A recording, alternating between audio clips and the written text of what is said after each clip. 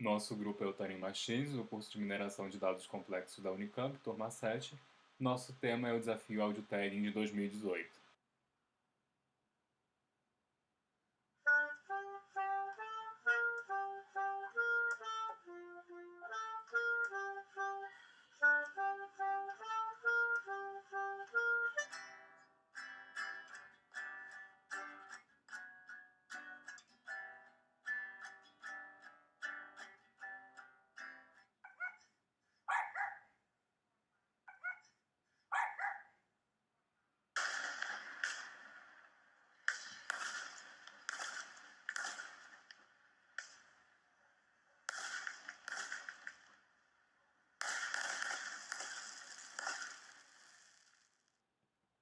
Nosso problema consiste na criação de um modelo capaz de classificar áudios dentre 41 classes possíveis. Para treiná-lo, nós utilizamos uma base composta por 11.073 arquivos de gravações ambientes. Essa base é proveniente da antologia AudioSet e o problema consiste na classificação multicategórica, mas não multilabel, no sentido de cada amostra estar associada exclusivamente a uma classe. A base é previamente diferenciada em uma parte para treino e uma parte para teste.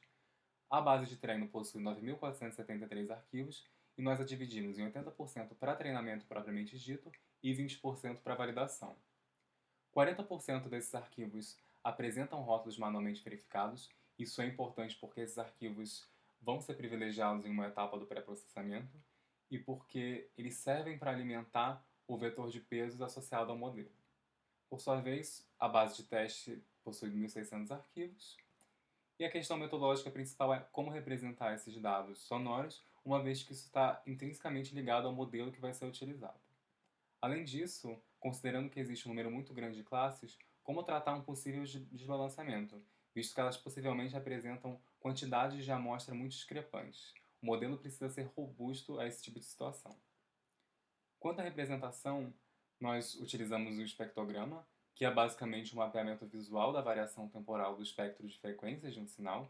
Com isso, o problema se reduz a uma classificação de imagens e pode ser tratado a partir das arquiteturas típicas para esse tipo de questão, como redes convolucionais.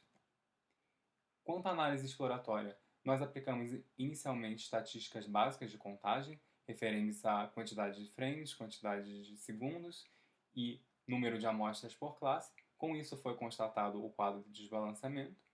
E nós empregamos também uma análise qualitativa para pelo menos uma amostra de cada uma das classes, que consistiu basicamente nos seguintes processos.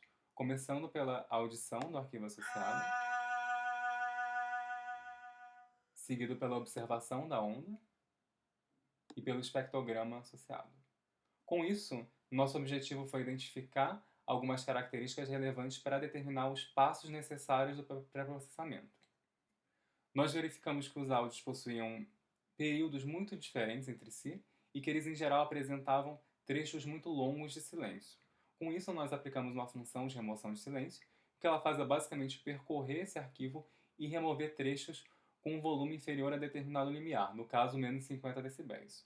O efeito disso sobre o espectrograma é remover partes da imagem escuras sem nenhuma informação. Com isso, a imagem vai com maior qualidade e evita alguns processos de erro na classificação. O desbalanceamento de fato foi verificado, e o que acontece é que algumas classes apresentam 300 amostras, outras apresentam menos do que 100 e outras valores intermediários.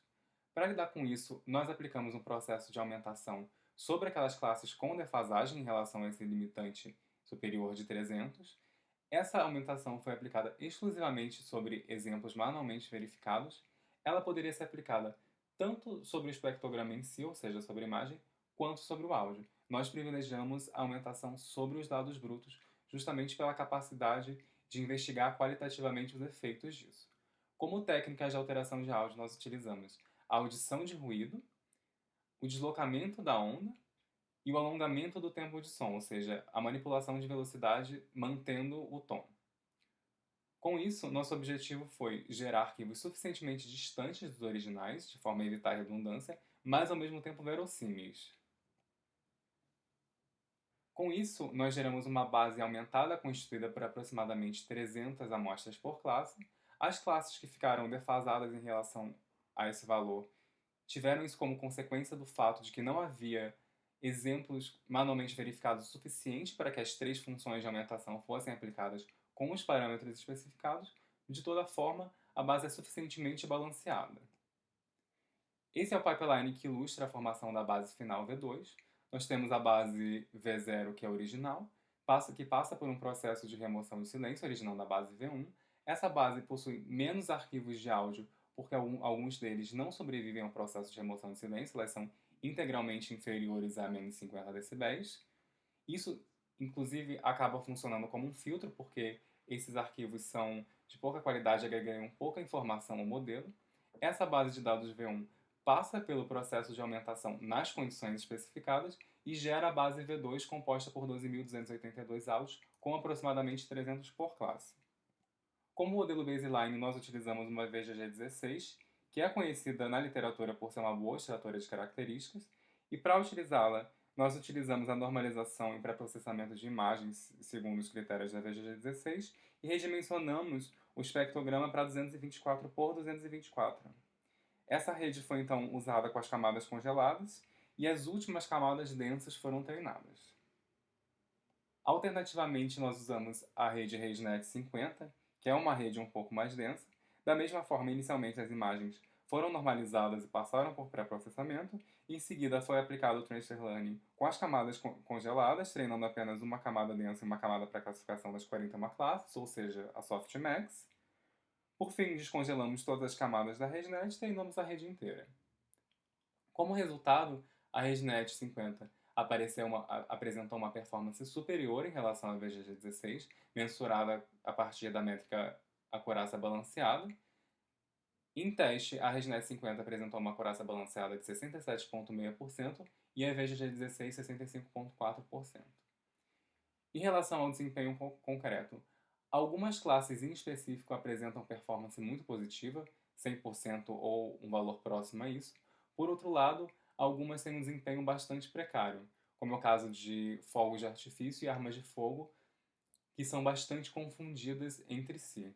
Apesar disso ser um resultado bastante precário, ele é positivo no sentido de evidenciar que essa rede está sendo efetiva na extração de características, uma vez que ela está confundindo áudios que são de fato semelhantes entre si. Em relação a melhorias e trabalhos futuros, nós pretenderíamos agregar novos arquivos de áudio previamente rotulados de outras bases, explorar outras representações de imagens e explorar outros modelos de redes e mecanismos atencionais para extrair de forma mais enfática características locais. Você pode saber mais sobre essa competição na página específica dela